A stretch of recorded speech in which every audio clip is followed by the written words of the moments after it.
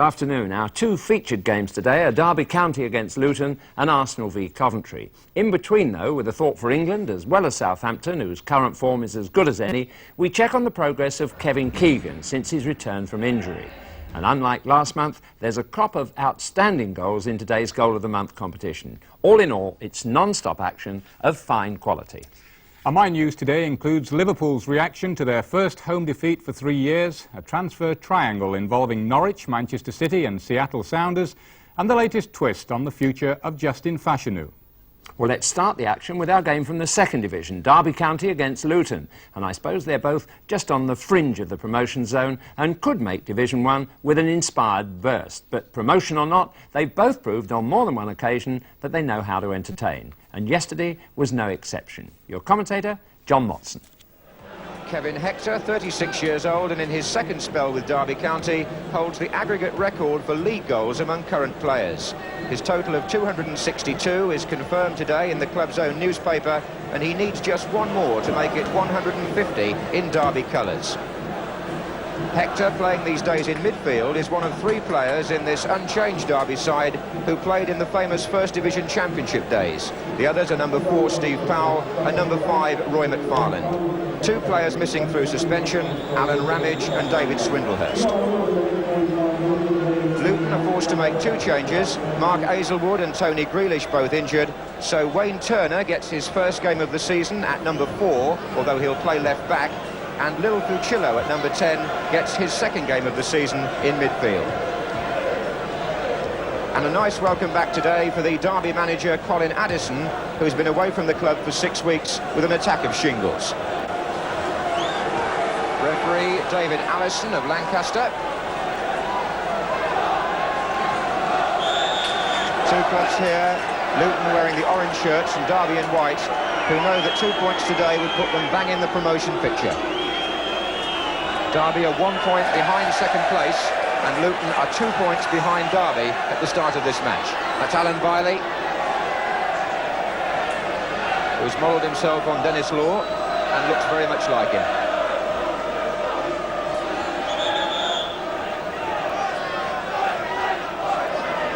Fucillo with the throw for Luton.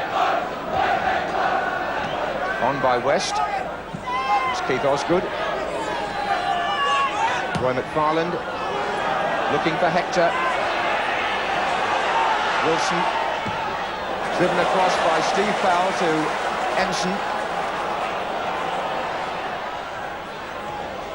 This is Wilson. Bailey. And that was Barry Powell.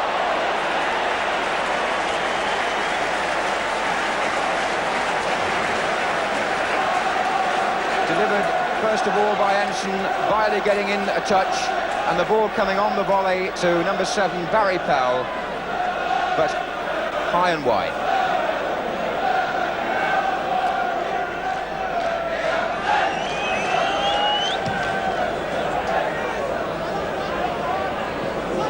Here's Godfrey Ingram to Ricky Hill. Offside against Fucillo.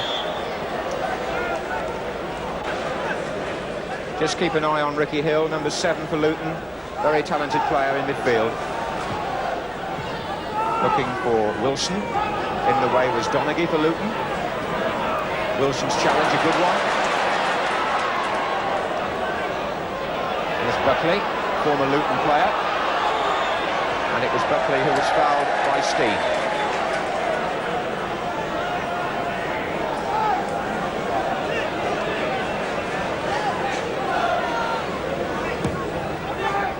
Bailey on, away by Price. Wilson is in there with the overhead kick. Oh, I say, what a fantastic goal by Kevin Wilson.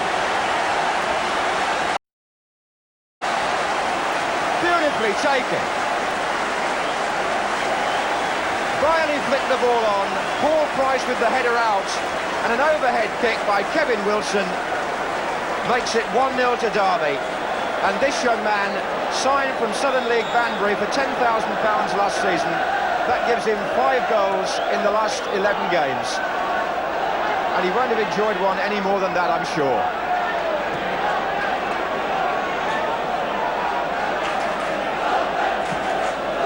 Motson only playing because of the suspension of Swindlehurst, but if he finishes like that, he'll have a regular place. That was Donaghy. Really was a piece of true continental skill, that.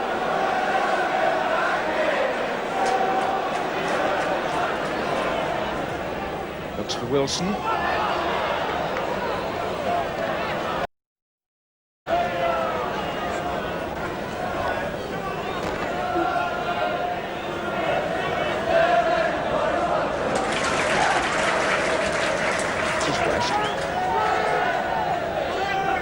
Lucillo, Moss.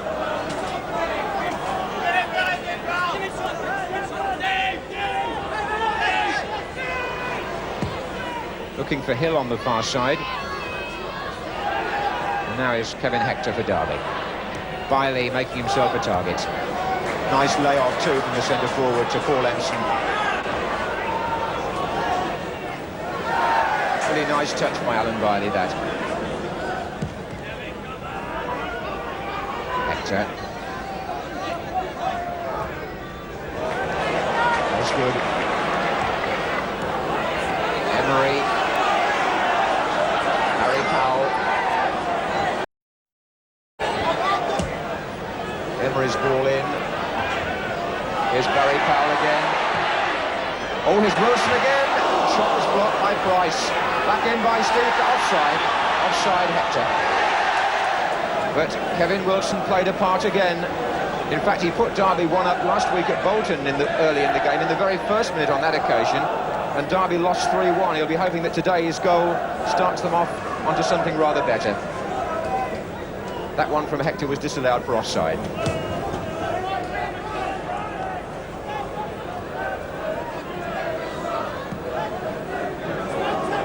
Donaghy. Stevens.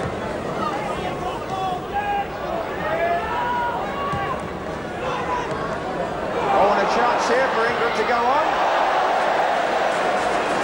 Well, a slip in the Derby defence, and Godfrey Ingram, who's been in such good scoring form recently, would have hoped to have hit the target from there. Just beginning to fulfil the potential now, Ingram, that he showed as a 15-year-old England schoolboy international. Osgood.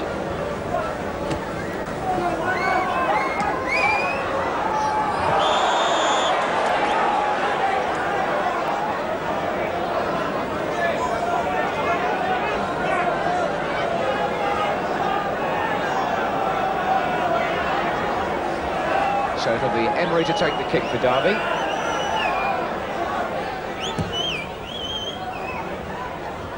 Away by Hill as far as Powell. Hector. Empson.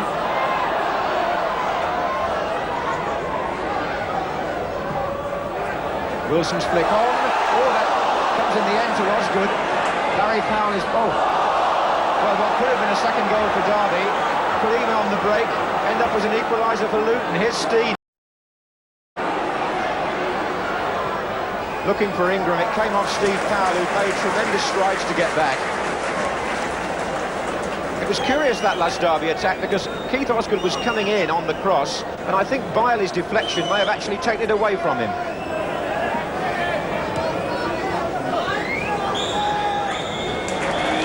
Half-time, Derby lead by 1-0, and what a goal it was. Scored by Kevin Wilson, and when Match of the Day last came here, we saw a spectacular effort from Ian Edwards of Wrexham. Well, today we've seen another brilliant goal, this time by Kevin Wilson of Derby County.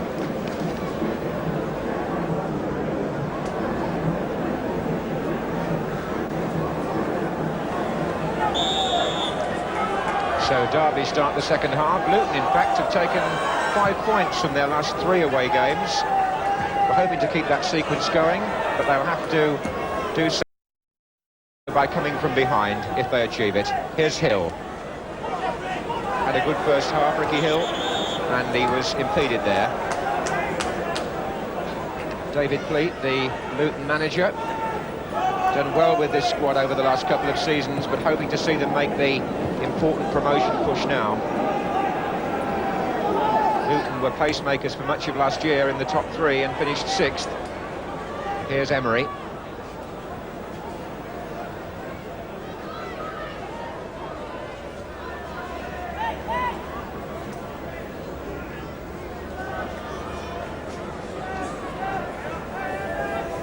Here's Steve Powell. Barry Powell. Barry Powell to Bailey. And spinning awkwardly off Price for the corner. It'll be Barry Powell to take the kick.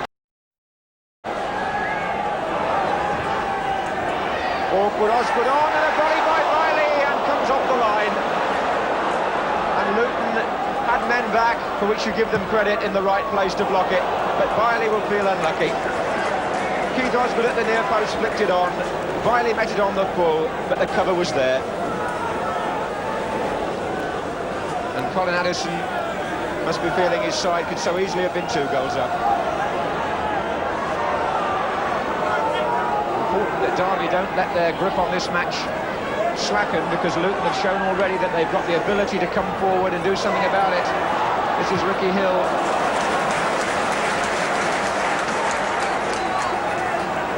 Steen.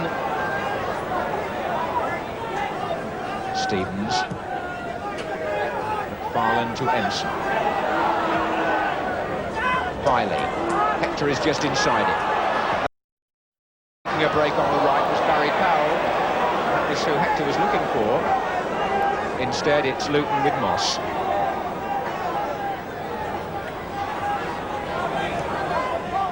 Steen. West. Hill trying to return it to Steen. Ingram's come near post. McFarlane didn't make it, deflects, it's got in! Moss's shot, deflected past the goalkeeper. David Moss will claim it. There was a deflection, but it's 1-1. Steen who put the cross in first. It came free to David Moss, who struck it, and it immediately hit a Derby foot. It may have been Emery, but it certainly flew past Jones, and that's 1-1.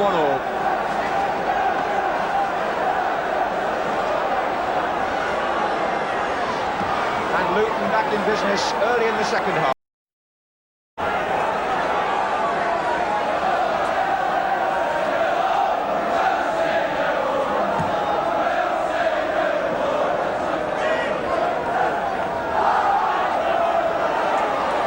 Hector. Empson. Powell.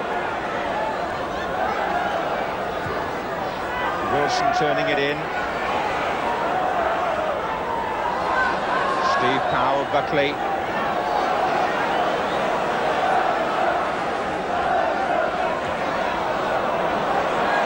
McFarlane. Empson. Buckley. McFarlane. Bailey leaning a little bit there.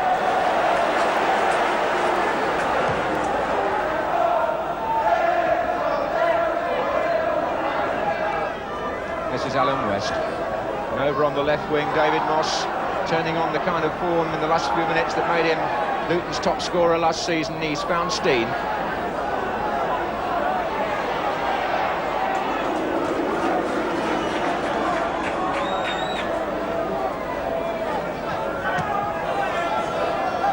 Ensign. Now McFarlane. And it's Ensign again. There are 3 waiting in the centre for a cross. Bailey gets up.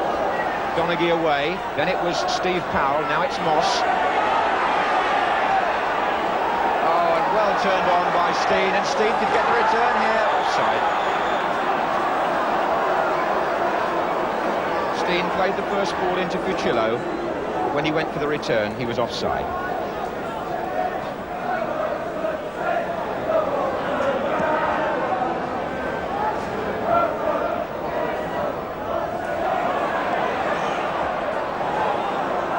Here's Roy McFarlane.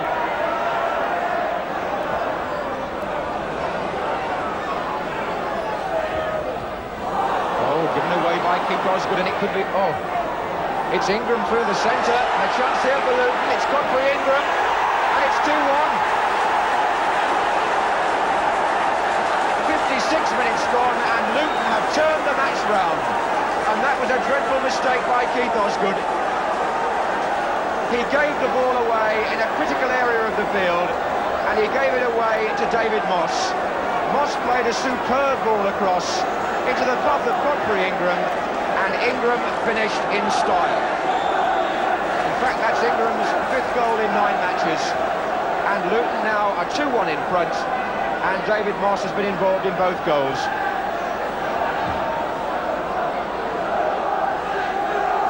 And we might be seeing a shift here in the second division promotion picture, or will Derby come again with Barry Powell? Bailey, Price away. Here's Emery, and now it's Barry Powell, and Barry Powell again. Bailey, Hector far post, it's there!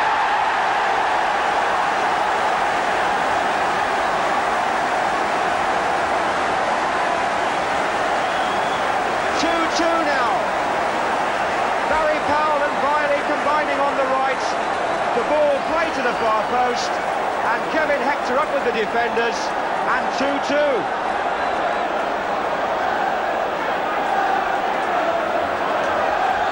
And Hector gets his 150th league goal for Derby County, and the 263rd of his league career.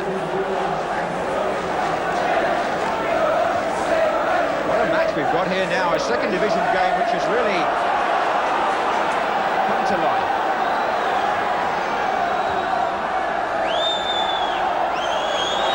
Oh, well played, Barry Powell. Alan Bailey. Awkward for Findlay. Well, whether he looks like Dennis Law or Rod Stewart or whoever you like, he's a handful for any defence. Bailey all over the place, twisting and turning, and causing the goalkeeper there another moment of anxiety, although maybe he looks back and would have preferred the cross to have been pulled further back.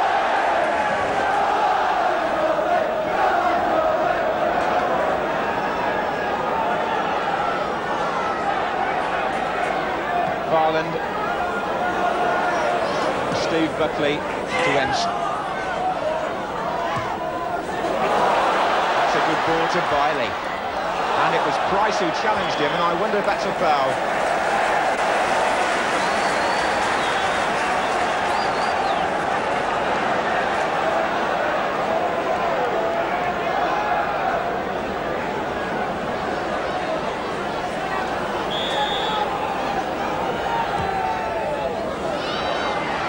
Farland's up there, Steve Powell's up there. Bailey! The goalkeeper just hung on. Otherwise, Wilson would have scored. McFarland up there first, Steve Powell in there, Riley's volley, and it's a good thing Findlay held that, because look where Wilson was, just waiting to snap up the rebound.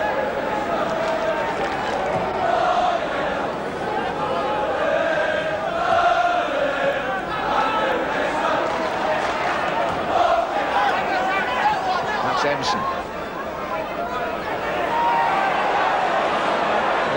Very good skill from Godfrey Ingram. Little ball chipped into West. Moss is out on the left wing, and that could spell trouble for Derby. It nearly did.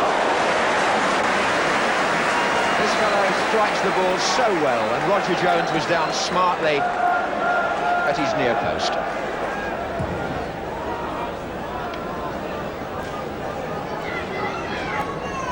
Steam. Oh, and Wilson's in here. Wilson for Derby. Can he do it? Oh, brilliant! No, it's not! Oh, everything was right. He dummied too often. He'd beaten everybody, and he put it wide. 19-year-old Kevin Wilson deserves applause in the first place, and he's getting it. There was a defensive error. He cashed in, pulled the defender once, twice he went round them, and somehow contrived to put it wide of the post.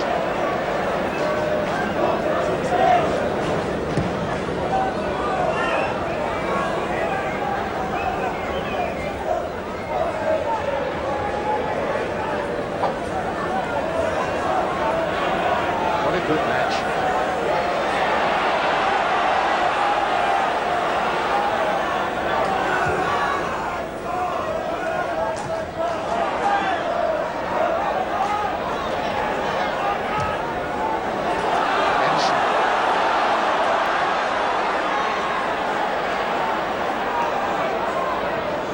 Powell, Hector, what a great turn by Kevin Hector, but he couldn't have just got the cross right. McFarlane for Derby, they're running up front well, and Hector's in here for Derby, can he finish it? Oh, good block by the defender and the goalkeeper. Price picks himself up. It was his interception for Price, the number 6, which stopped Hector from scoring.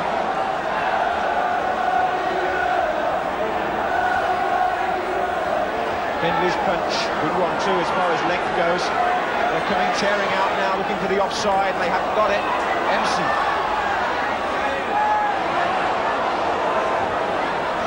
Oh, you've got 7 players in there. If Luton break out, this could go 3-2 either way at the moment. Foul by Wayne Turner on Steve Emery. Well, just for a few minutes, it's like the early 70s here at the baseball ground. The crowd responding to a fine match.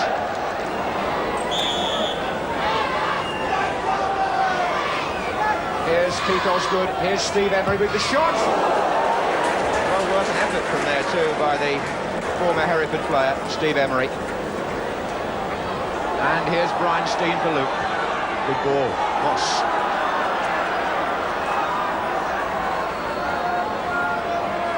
Chillo's over on the left wing. This is still Moss, Steen, and Moss unable to collect the return, and Emery for Derby.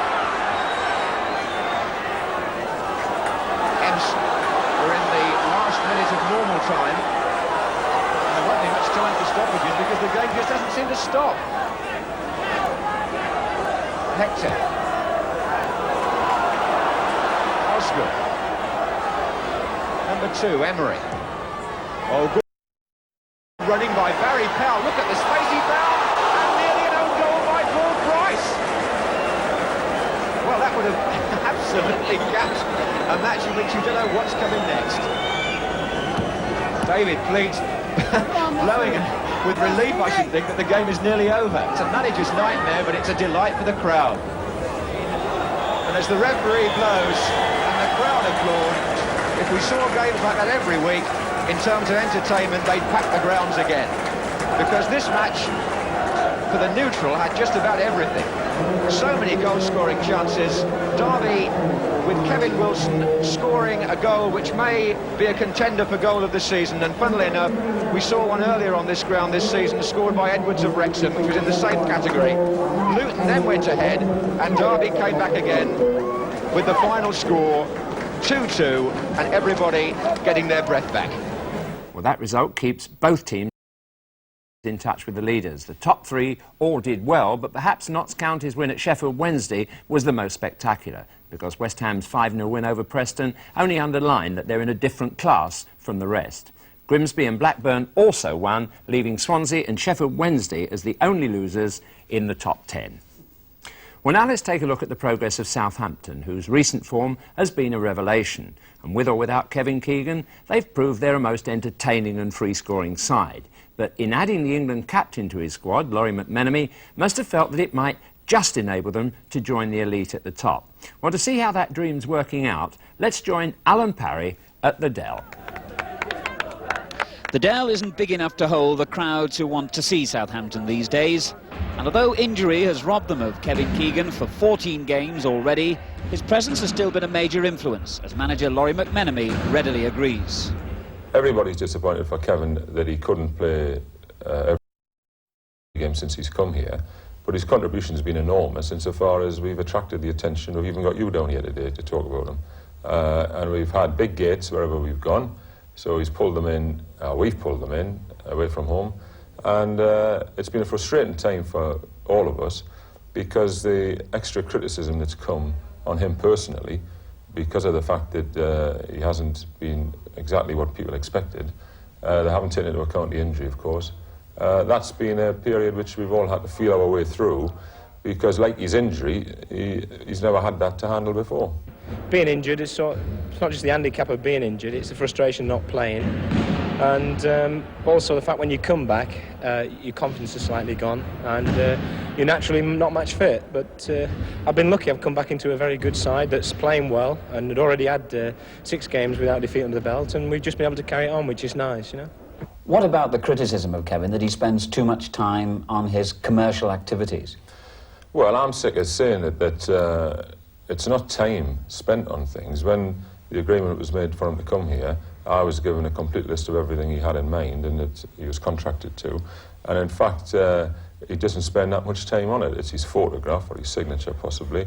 And his time away from the ground is very, very little on commercial things. And it's always in his time and not the football time. But do you ever look back to that remark that I think Bill Shankly made about you once, that because of the way you live life to the full, you're in danger of burning yourself out as a top footballer by 1982 is the date he gave? Well, I wouldn't like to argue with Shanks because he knows so much about the game and he's made so many predictions which at times sometimes you would disagree with, but at the end of the road they're right. But I would think the way I'm going at the moment, by the time I'm 45, I'm going to be burnt out, you know. I won't be playing league football. And that will be a relief to First Division defenders. Keegan's reckoned to earn £250,000 a year outside football, but like other players, he also devotes much of his time to charity, like this party for handicapped children. I used to say that the gang that I used to have here at one time had a particular affinity to sick animals. I mean, they didn't know they were sick when they put the money on mine, but this lot are different insofar as they go around to there's a school around the corner for spastic children, and they all go there. But all football clubs do that. But nobody ever refers to that and gets the balance when they're criticising people like Kevin. Well, the game against Sunderland was the 6th in a row since Keegan overcame his most recent injury. He was switched to a new role in the centre of midfield. And as Sunderland found to their cost, Keegan's early form suggested that he's now almost back to his very best. Now Shannon. Williams has gone on a run in the inside right position. Keegan's on the far post too. And he picks him out beautifully. Here's Keegan.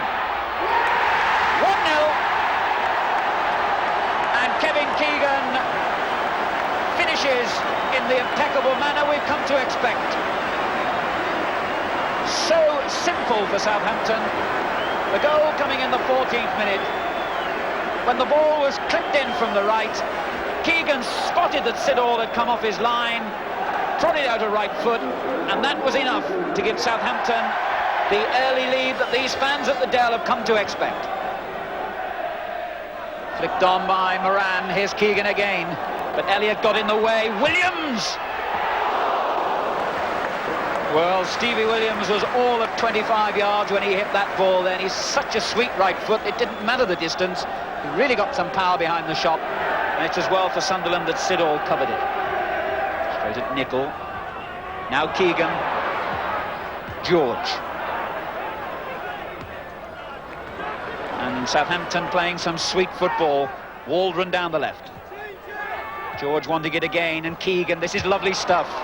And deserved a better finish than that. And Charlie George is the first to acknowledge that fact. Well, Southampton's flowing football continued, and a corner on the right was to give Sunderland even more problems. So another Southampton corner. Keegan's header! A splendid goal by Kevin Keegan. And the despairing leap by Whitworth on the line only forced the ball inevitably on into the net. 25 minutes gone, so simple again. The corner floated over from the right by Shannon. A wonderful flick header on the near post by Keegan, directed towards the roof of the net. Whitworth could only help it in. Keegan's goal, 2-0 to Southampton. What a start they've made. And Kevin Keegan provides the perfect answer to those who say that any activities he has off the field are denying him his full application to his skills on it. Here's Keegan, Golak free on the right, and he finds him. Williams in space, down the right flank. Plenty of men in the middle too, if he can pick them out. Golak wants it back on the edge of the box, gets it from Shannon. Here's Williams with the cross. Moran! Wow. from the penalty spot. Moran really bulleting a header towards, but it looked as though it was going towards the top of that Sunderland net. In the event, it went just right. In the second half, Sunderland brought on their newest signing, Tom Ritchie, for his debut. And by tightening up in midfield, they managed to frustrate Southampton, who seemed to lose concentration. But there was nearly another great moment for Keegan. A long through ball coming up. And watch this blatant trip by Rob Hindmarch, the Sunderland captain, which really robbed Keegan of a chance to complete his hat-trick. And for that offence, Hindmarch was rightly booked. But Southampton weren't finished yet, and soon won yet another corner.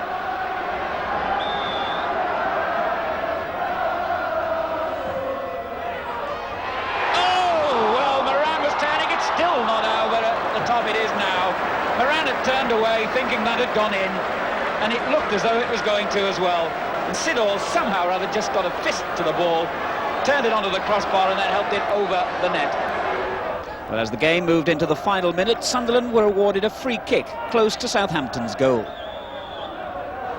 Bolton steps up and hits it straight at the wall. Rowell's chip, and it's in. Chisholm was on hand. And with that right foot shot from close range, he's suddenly given Sunderland a goal, and that's 2-1. 2-1 the final score. Keegan's goals brought Southampton another win and frustrated those who criticise his ability. My only answer to the critics who say that is, they've said it before, they've said I'm a manufactured footballer, they've said there's players in England with far more ability. I've never argued with them. I just go out on a field and try and prove them wrong. And I think over the last 8 to 10 years, I've done that, and I shall continue to do that. So as long as there's critics around, I think there's a chance that I'll stay at the top a long time. Well, it's perhaps sad how it's become fashionable these days to make heroes and then find reasons to knock them. Well, our last match comes from Highbury, where Arsenal met Coventry City, and the points were most important to both sides. To Arsenal, strangely out of both cups and eager for a place in Europe, and to Coventry, strangely in both cups, but still a fraction too near the relegation zone for comfort. Your commentator, Barry Davies. Gordon Milne couldn't ask for a better yardstick for his young side than this fixture. After the euphoria of Tuesday evening, a league match with Arsenal is surely the perfect prelude to the cup tests in the capital to follow. And the Coventry line-up is that which came back from the dead against West Ham United, with surely the most bizarre hat-trick of the season being scored then by Gary Thompson. 1 for the opposition and then 2 for his own team. For Arsenal, this is their first competitive match at Highbury since December the 27th. They welcome back Brian Talbot there, and Alan Sunderland passed the fitness test this morning. But when we check their lineup, we see the absence of John Devine, who's been left out, and David O'Leary is still troubled a little bit by a hamstring injury. And this is a fixture that Frank Stapleton will be looking forward to, because his record shows 7 goals in 9 matches against Coventry. And Jimmy Hill this afternoon swaps the role of expert and analyst for that of the committed spectator. Quite a crisp afternoon. The fog, for the moment at least, has drifted away. And Arsenal, having changed round, attacking the goal to our left. It's not the happiest of grounds for Coventry City. They've only won here twice in 13 attempts. And the last time was back in season 72-73. He's getting. Sean Hollins, who's moved from midfield to fullback in place of John Devine. Stapleton claiming it off Hunt, who claimed it off Talbot.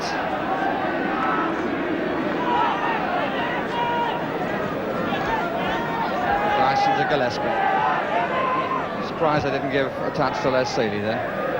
Here's Thompson. Bodak way over to the right, and he's covered by Graham Ricks.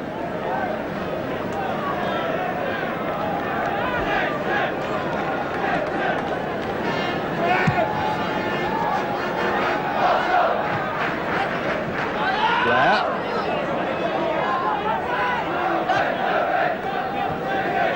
It's soft on this near touchline, as you can probably see.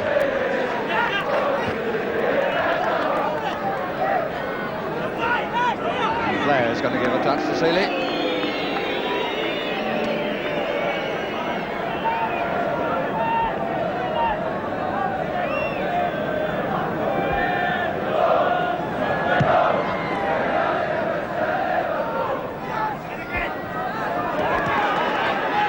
Bodak. Young preventing him pushing it and going down the line. Stood his ground there, covered the area. That's for Haitley. He was a little unlucky. The difference in his height and that of Hollins, almost playing then for Coventry City.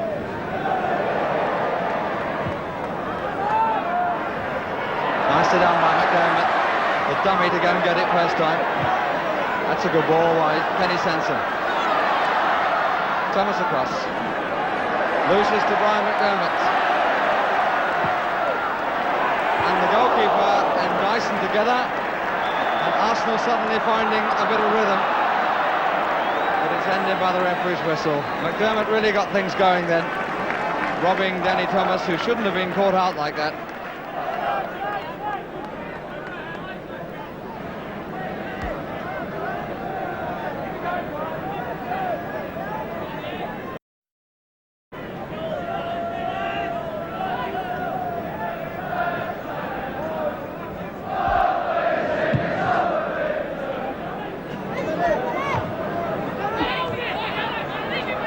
Young.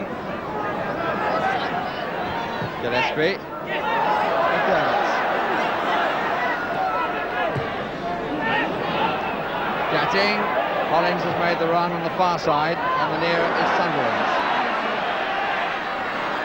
Talbot getting into the box. Plenty of Arsenal players forward here. Sunderland, here's Talbot, and there's Stapleton.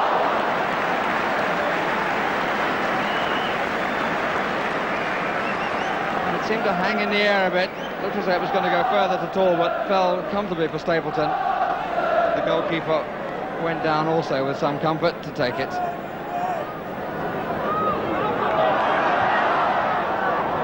McDermott.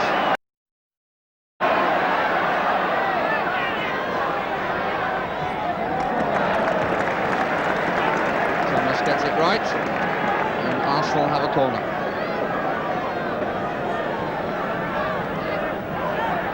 Again, the two central defenders have come forward. And Seeley knocks it away under some pressure. Here's Andy Blair. Bodak waiting to go. Daly coming behind, so is Haitley. And the corner at the other end.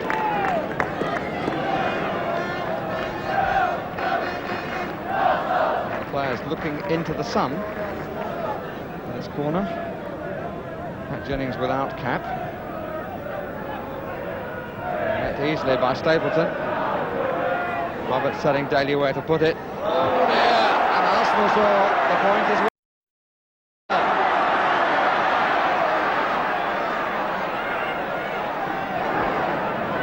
Walford.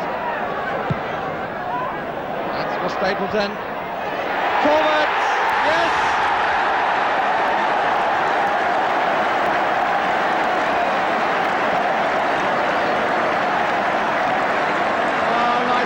From Arsenal. That's significant that Steve Walford was there at the start of it. The long cross taken by Stapleton, held the header up, set it up for Brian Talbot to launch himself and open the scoring.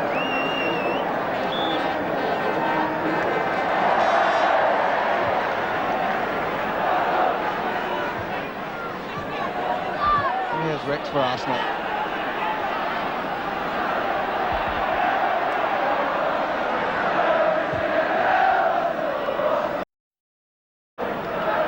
Young.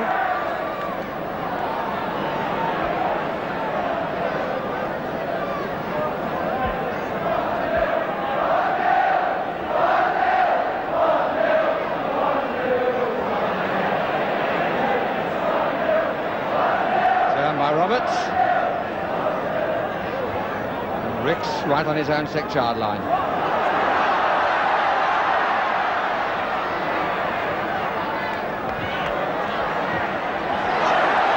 Batted on by McDermott.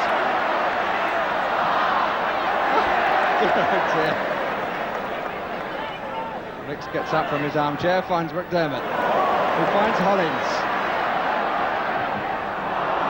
who gets the second bite.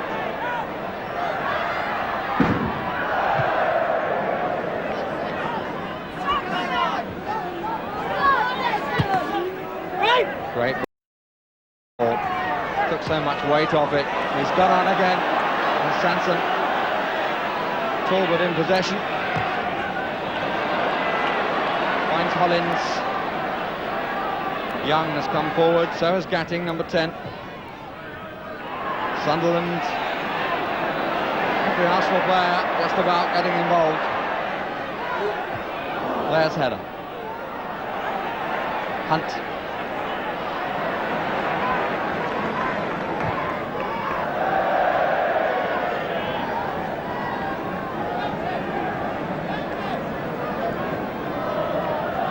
From Walford.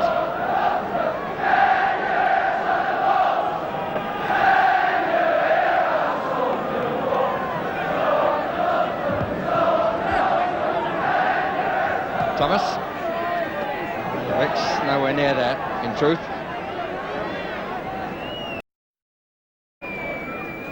Blair. And again. Daly. Hunt. Haitley and Thompson down the middle. And Hunt does well. Walford met it. Haitley met it. Thompson off the line by Sanson after Walford had missed it. Bodak! Oh dear, what a succession of errors from Arsenal. Peter Bodak is the scorer. Well, he thoroughly enjoyed it. He was presented with the opportunity. Ball bobbing around in the air, Arsenal failing to clear their lines, and after Thompson didn't take his opportunity, Bodak took his. Right on the stroke of half-time, and after an entertaining first half, the teams are level at 1-1. Coventry supporters who saw their team get the winner right at the death on Tuesday night see their team equalise at half-time on Saturday afternoon. Alfray all set to get us away on the second half. Coventry now attacking the goal to our left. And obviously buoyed by the late equaliser at the end of the first half.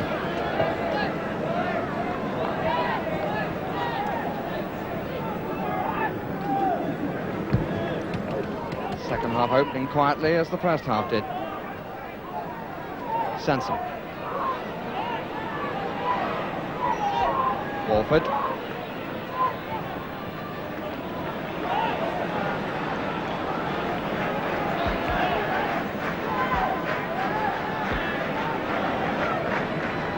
Really Young feeling a knock there on just above the right knee. Dyson. Possibly getting him out of trouble. Not for long.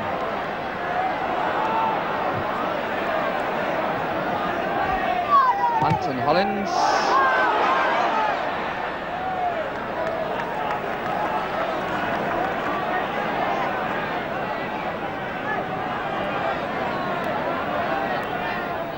Sunderland.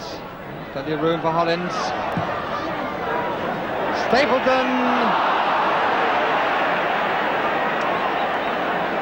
Well, I think the right expression is that Hollins hit Stapleton absolutely right on the point. And Stapleton not finding the header to match the cross.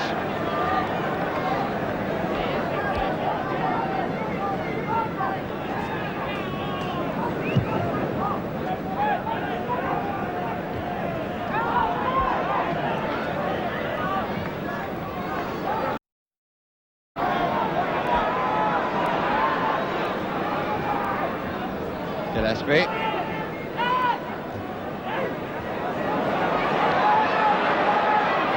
Ricks. Hollins. Stapleton. And he's kept up the record.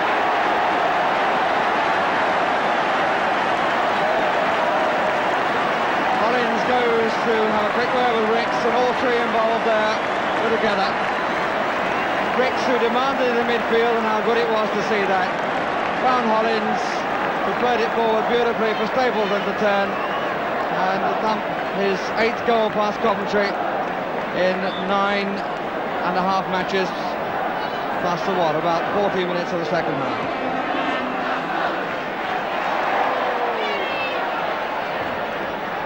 Roberts.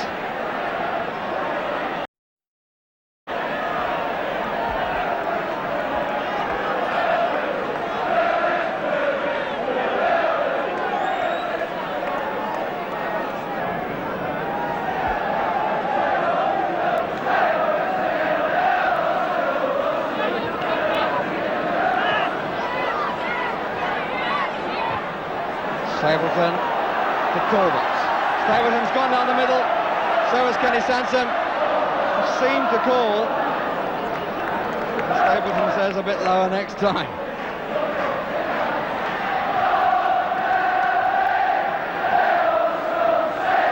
Hunt. Plenty of players right side for Coventry. And 3 against 2 in the middle. It wasn't a good cross. Stapleton's 11th goal of the season, his 9th in the league.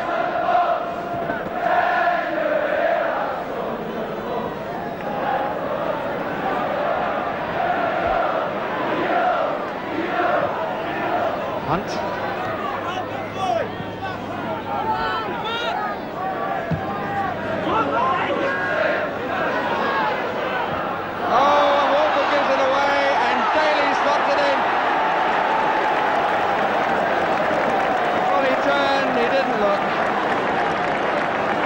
Daly was able to apply just enough flick to get it past back Jennings. And for the second time in the match, Arsenal had a lead wiped out. Goalkeeper with no chance.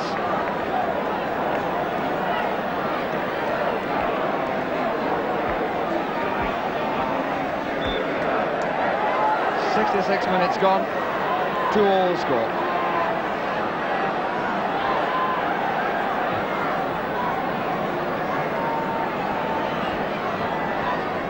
Here's Ricks. Gatting. Gatting again! Good save! No emotion on the bench. It was a good run by Steve Gatting in the inside left position. And it seemed to me that Seeley got down first and put a hand down second. Sansom.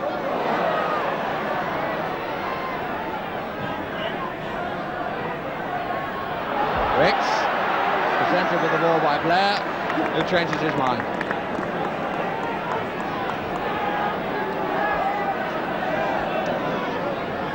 Arsenal have an unbeaten home record. Maintain 1-2 of scoring in every match. Stapleton underneath it, and McDermott really spun well. And Seeley wasn't very pleased that he was allowed to turn.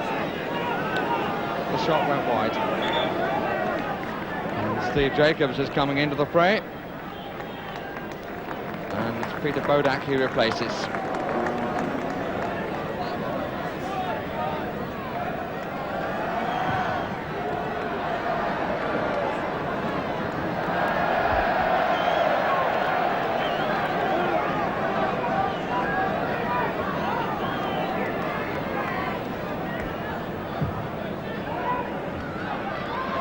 Sansom once again making the run into the area.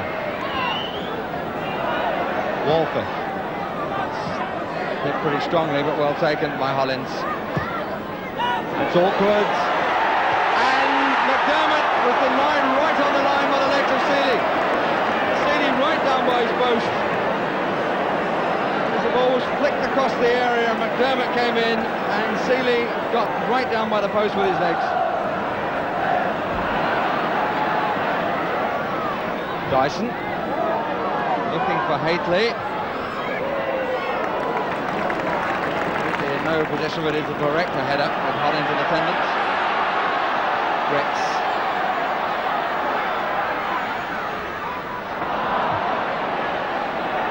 Gillespie's rather hasty clearance gives away possession again. And here's Young! Steely again with his leg. Feels the handball against Roberts, but the verdict is a corner.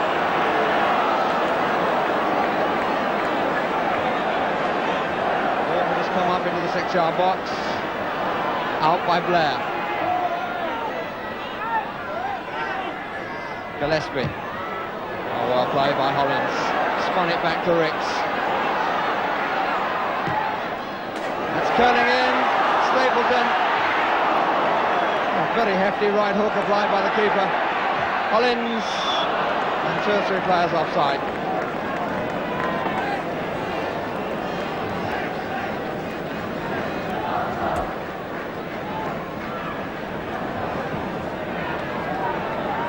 Hollins across, and Coventry City have passed the test with a 2-2 draw, which will undoubtedly satisfy them. But they needed a bit of help, and they got it in the end from the unlucky Steve Walford, whose back pass was collected by Jerry Daly, who goes off together with him, and that collection gave Coventry City a 2-2 draw. Well, on the good side, that was a sporting game, refereed perfectly, without an ounce of malice anywhere. But although Arsenal's final flourish, which Coventry were rather lucky to survive, sent most people home happy, I thought particularly early on there seemed to be an absence of ambition or confidence. I'm not too sure which from both sides. And Coventry could well put it down to a hangover from last Tuesday. But I was left wondering about the validity of Arsenal's claim to an outside chance of the Championship. Sorry about that, Bob. Well, I must admit that looking at the top of the First Division, the best Arsenal can perhaps now hope for is a place in Europe. They're level on points with Southampton and West Bromwich Albion, but 7 points behind the leaders, Ipswich and Aston Villa, who both won yesterday. The big shock, of course, was Liverpool's 2-1 defeat by relegation-threatened Leicester, who ended the champions' unbeaten home run of 85 games, which stretches back to January 1978. Today's reaction from the Liverpool camp, Ray Kennedy said, "You can't afford to let the gap at the top get as wide as we have. It looks as though the European Cup and the League Cup are the only competitions we can win." And manager Bob Paisley told me, "Our defeat was a good example of complacency. I only hope it gets through to our players that in football there are no certainties, only uncertainties." Personally, I don't think the Championship is a 2-horse race, especially as Ipswich face such a heavy programme. And Villa could be without key defender Kenny McNaught for their difficult match at Everton next Saturday. Yesterday, McNaught, a former Everton player, required 8 stitches in the side of his left knee after a collision with Manchester City's Steve McKenzie. Villa's problem is that reserve centre-half Brendan Ormsby has a broken ankle, so if McNaught's injury doesn't heal quickly, they're likely to play teenager Noel Blake, who's made just 3 league appearances. By all accounts, Villa were a little fortunate to beat Manchester City 1-0. And there's news today of City's involvement in a complicated transfer triangle with Norwich and American club Seattle Sounders. It seems that Seattle hope to sign Steve Daly from City later this week, as well as acquiring Kevin Bond from Norwich in an exchange deal involving a Seattle player, whom we believe to be Steve Buttle, the former Bournemouth midfielder, who was also on Ipswich's books. Clearly, this deal would prevent Kevin Bond from joining his father at City this season, as predicted, but that doesn't mean to say he won't eventually end up at Main Road. It's certainly difficult to keep Manchester City out of the news just now, and although we can confirm that Nottingham Forest are the favourites to sign Justin Fashanu from Norwich in a cash plus player exchange deal, they may have to hurry, because City are also interested. Well, now for the January Goal of the Month competition and a chance to win £100 of premium bonds, if yours happens to be the first correct postcard drawing out of the bag. I'll tell you how to enter after we've seen the goals, starting with goal A scored by Paul Mariner for Ipswich against Aston Villa.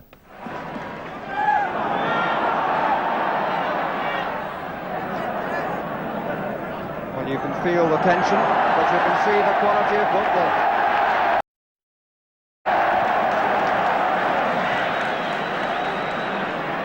Again, the wind helped a bit then. There's Brazil. There's Mariner!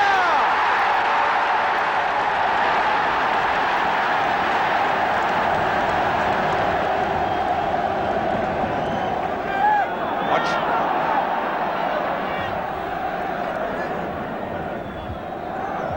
Oh, what a spectacular goals of the season.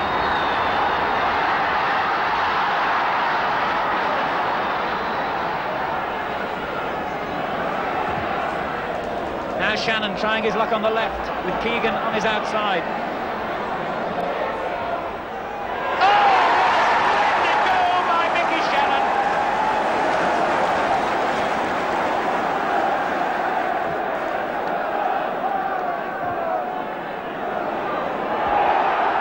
This is Brook and Hoddle and Archibald.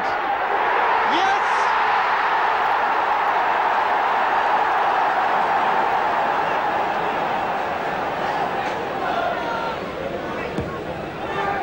Biley on. Away by Price. Wilson is in there with the overhead kick. Oh, I say, what a fantastic goal!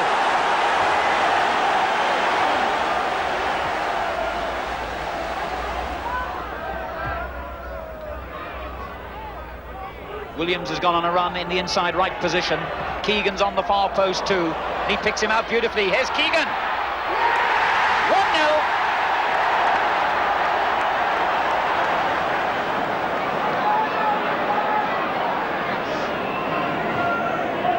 Collins. Stapleton. And he's kept up the record. Well, here's a check on those goals. Goal A, Paul Mariner. Goal B, Terry Cochrane.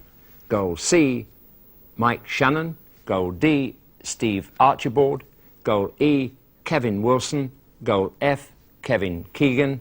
And goal G, Frank Stapleton. And you send your entry on postcards only, please, with your name and address on the left-hand side and your selections in 1, 2, 3 order on the right-hand side.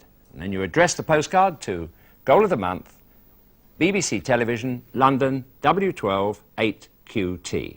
That's Goal of the Month, BBC Television, London, W12 8QT.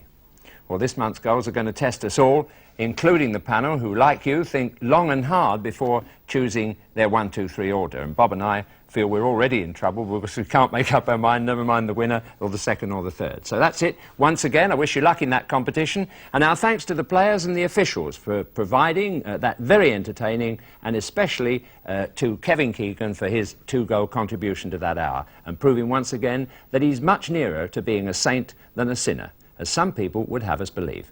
Good afternoon. Now Shannon. Williams has gone on a run in the inside right position. Keegan's on the far post too. He picks him out beautifully. Here's Keegan. 1-0.